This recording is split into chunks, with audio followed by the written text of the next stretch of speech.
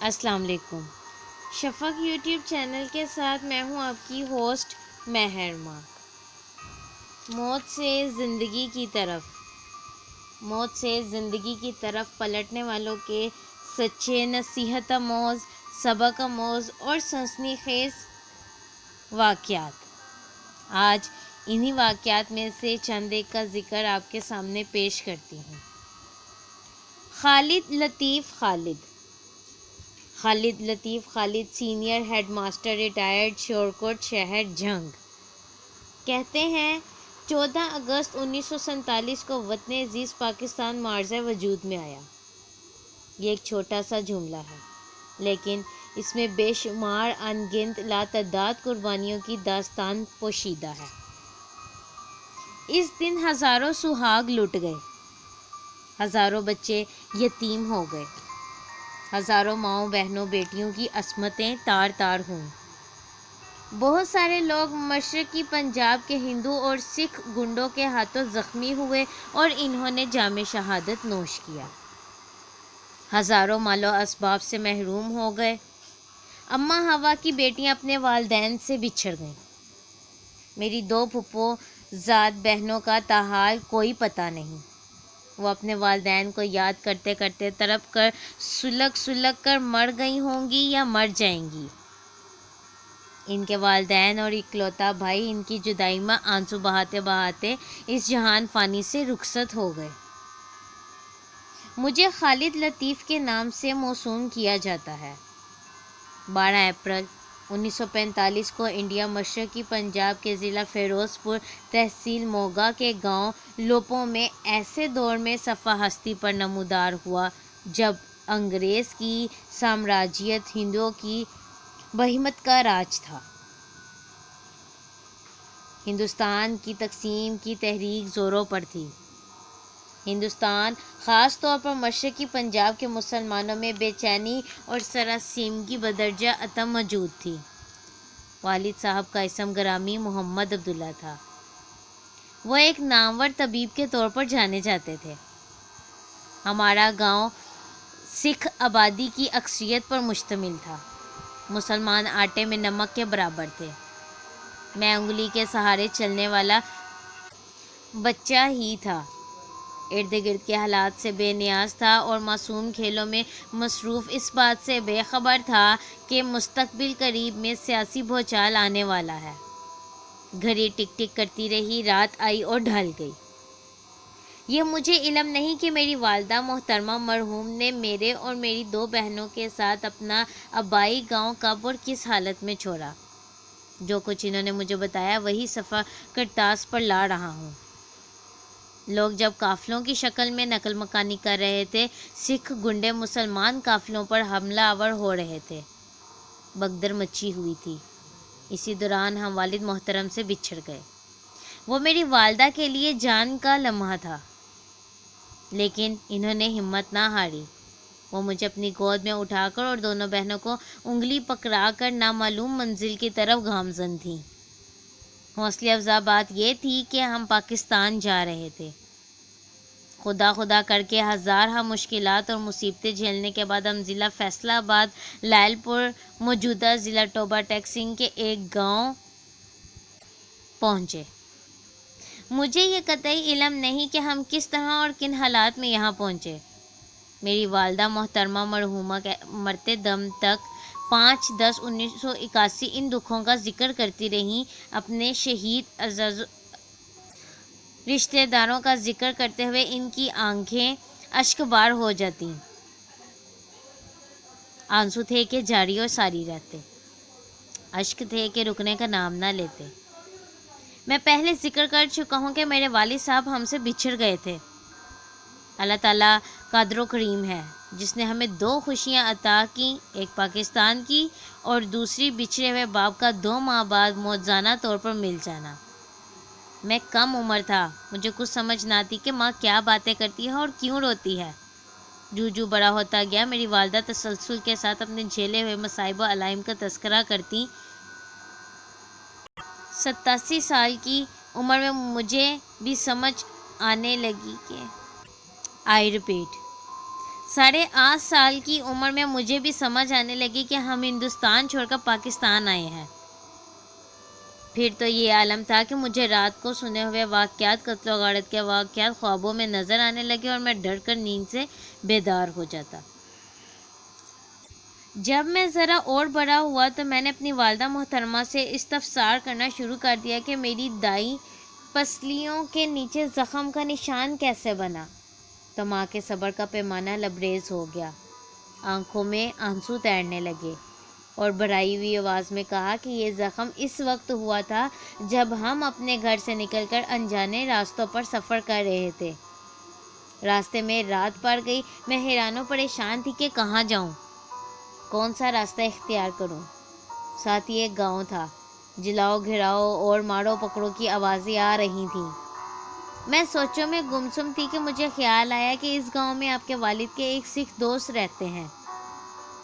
چنانچہ میں نے اس گاؤں کا رخ کیا اور سکھ کا نام پوچھ کر ان کے گھر چلی گئی۔ اس نے بادل ناخواستہ اپنے گھر میں داخل ہونے کی اجازت دی اور پھر روکھی سوکھی روٹی بھی کھلائی اور صحن میں چارپائی بچھا دی۔ وہ خود اور دیگر اہل خانہ گھر کے دوسرے حصے میں چلے گئے۔ اس کا بیٹا بڑا محتسب تھا، وہ نہیں چاہتا تھا مسلمانوں کے قدم ان کے گھر میں لگیں۔ مجھے تو نیند نہ آ رہی تھی کیونکہ وہ آدمی ہمیں قتل کرنے کی منصوبہ بندی کر رہا تھا۔ 2-3 بار وہ برچھی لے کر میری طرف آیا، چونکہ میں نے باریک سی چادر کا نقاب کیا ہوا تھا اور اس کی یہ حرکت دیکھ رہی تھی۔ ایک بار تو اس نے دور سے مجھ پر برچھی کا وار کیا، وار کارگر ثابت نہ ہوا، برچھی میرے ہاتھ کو چیرتی ہوئی آپ کے میرے پیٹ میں دھنس گئی، خون کا فوارہ ابل پڑا اور میں بلبلا اٹھی۔ یعنی وہ برچھی ماں کے ہاتھ کو چیرتی ہوئی خالد لطیف کے پیٹ میں گھس گئی۔ میں نہ تو شور کر سکتی تھی نہ واہ ویلا۔ میں نے صبر کیا اور سکھ سے شکایت کی، آپ کے بیٹے نے تو مجھے اور میرے بیٹے کو زخمی کر دیا ہے۔ اس نے کہا، بہن یہ بہت بگڑا ہوا ہے، مسلمانوں کا دشمن ہے، میں کیا کر سکتا ہوں؟ جوں تو کر کے رات گزاری اور منہ اندھیرے گھر سے نکل جائیں۔ اس نے بیٹے کو سمجھایا بجھایا اور خود پہرا دینے لگا۔ اس کی ہدایت کے مطابق صبح ہوتے ہی ہم اس کے گھر سے روانہ ہو گئے اور مسلمانوں کے ایک قافلے سے ملے۔ میری حالت غیر ہو رہی تھی، میں تکلیف سے کرا رہا تھا، شدید بخار ہو گیا تھا، موت کے آثار نمایاں تھے، نبض ڈوب رہی تھی، بے ہوشی کے عالم میں تھا، سانس اکھڑ رہی تھی، فرشتہ اجل قریب ہی تھا۔ خوش قسمتی سے ایک کیمپ میں طبی امداد مل گئی، مرہم پٹی کی گئی اور کھانے کی دوا بھی دی گئی۔ والدہ غم سے نڈھال تھی، ہوتی بھی کیوں نہ، میں اس کا اکلوتا بیٹا اور زندگی کا واحد سہارا تھا۔ والدہ میری صحت کے لیے اللہ کے حضور ہاتھ اٹھا کر اور گر گرا کر دعائیں مانگتی رہی کہ اے اللہ میرے بیٹے کو شفائے کاملہ عطا فرما، وہ امید و ایاس میں مبتلا ہے۔ وہ بے بس تھی، کچھ نہ سوچتا تھا کہ کیا کرے۔ اللہ نے میری والدہ محترمہ کی دعاؤں کو شفا قبولیت بخشی اور تقریباً 1.5 ہفتے بعد میری حالت سنبھلنے لگی۔ اللہ نے مجھے شفا دی، میری ماں نے سکھ کا سانس لیا۔ سچ ہے کہ زندگی موت کی امانت ہے اور جو اپنی امانت کو کسی بھی لمحے واپس لے سکتی ہے۔ میں نے اوپر ذکر کیا ہے کہ ہم ضلع ٹوبہ ٹیک سنگھ کے ایک گاؤں میں آباد ہو گئے تھے۔ والدین نے میری پرورش بڑے لاڈ پیار سے کی۔ والدہ محترمہ کو مجھے افسر بنانے کا شوق تھا۔ میں نے 1956 میں گاؤں کے پرائمری اسکول سے 5ویں جماعت کا امتحان پاس کیا۔ مسلمہ اسکول جانے والا میں 6ٹھی جماعت میں داخلہ لیا۔ ادارہ ہزہ میں استاد محترم محمد احمد خان صاحب، مرزا فقیر محمد صاحب، لال دین اوٹی صاحب اور ملک غلام عباس صاحب نے میری شخصیت کو وہ جلا بخشی کہ اس کی چمک دمک تا دم زیست برقرار رہے گی۔ FA college, inter college Gojra سے پاس کیا۔ پروفیسر جناب الطاف حسین شیخ اور فارسی ادب کے استاد جناب عبدالمجید قریشی صاحب کے فرمودات آج بھی ذہن پر نقش ہیں۔ کالج میں آرٹس گروپ میں 2ری پوزیشن حاصل کر کے انٹرمیڈیٹ کا امتحان پاس کیا۔ پھر گورنمنٹ ڈگری کالج فیصل آباد سے BA کا امتحان فرسٹ ڈویژن میں پاس کیا۔ MA اردو کا امتحان بھی اسی ادارے سے پاس کرنے کے بعد سینٹرل ٹریننگ کالج لاہور سے 1970 میں B.Ed کا امتحان پاس کیا۔ بعد ازاں پنجاب یونیورسٹی لاہور سے M.Ed کی ڈگری فرسٹ ڈویژن میں حاصل کی۔ ماں کے خواب کی تعبیر پوری ہوئی۔ امتحان سے فراغت کے بعد اپنے مخلص دوست جناب مرزا اقبال محمد بیگ حال مقیم لاہور کے ساتھ مل کر بچیکی ضلع شیخو پورہ موجودہ ضلع ننکانہ صاحب میں اقبال ماڈل ہائی اسکول کا اجرا کیا اور خون جگر دے کر اس کی آبیاری کی۔ ہم نے عہد کیا تھا کہ خون دل دے کر نکھاریں گے رخ برگ گلاب۔ ہم نے گلشن کے تحفظ کی قسم کھائی ہے۔ ہم نے خلوص دل سے طلباء کو زیور تعلیم سے آراستہ کیا۔ الحمدللہ ادارے میں طلباء کی تعداد کافی تھی۔ ہمارا ادارہ ننکانہ کا کامیاب ترین ادارہ تھا۔ 1970 کے عام انتخابات کے نتیجے میں پیپلز پارٹی کی حکومت برسر اقتدار آئی، جس کے چیئرمین جناب ذوالفقار علی بھٹو تھے۔ انہوں نے بڑے بڑے صنعتی اور تعلیمی ادارے قومی تحویل میں لے لیے، چنانچہ ہمارا ادارہ بھی اسی زمرے میں آ گیا اور ہماری ملازمت بھی نیشنلائز ہو گئی۔ اپنی تدریسی زندگی میں ہم نے محنت، لگن اور شوق سے کام کیے۔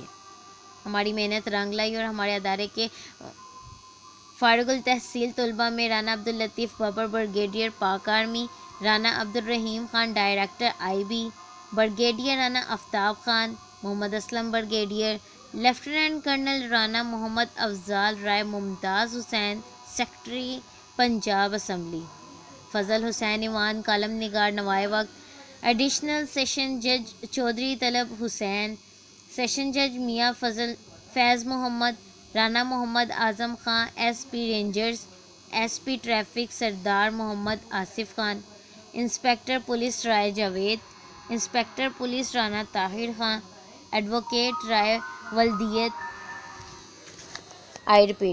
Advocate Rai Wilayat Ali Mujahid, advocate Chaudhry Sabit Ali, advocate Rana Ikram Ullah Khan, inspector Rai Mansha, advocate general Rai Tariq Saleem اور بہت سے دیگر ہمارے محنت کا ثمر ہے۔ یعنی ان سب طلباء نے ہمارے اسکول سے تعلیم حاصل کی۔ اگر 1947 میں زندگی کا سلسلہ منقطع ہو جاتا تو اتنی شاہکار کبھی تخلیق نہ کر سکتا، لیکن وہی ہوتا ہے جو منظور خدا ہوتا ہے۔ اس طرح کی مزید حقیقی کہانیاں جاننے کے لیے ہمارے چینل کو لائک اور سبسکرائب کرنا مت بھولیں۔ شکریہ۔